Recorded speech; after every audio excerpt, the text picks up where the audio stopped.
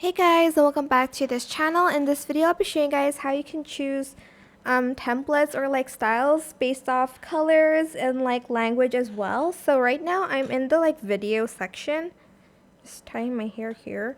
It's really hot. Anyways, select the button here and you're just going to select the color that you want. I'm just going to select this pink color and I'm going to select apply, and it's going to find templates that are according to that color. As you can see, you can also select like the language of it as well.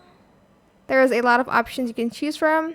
Maybe I want one in Indonesian, so I can just like that, and as you can see, it's gonna give me that template. And that is it. Super simple. I hope this tutorial was helpful for you guys. Don't forget to like, comment, share, and also subscribe to this channel if you haven't done that already. If you have any more questions about this video, just leave it in the comment section down below. I'll try my best to answer them all for you guys. And if you found this video helpful, please click the thanks button as well. That is it. Thank you so much for watching. Bye.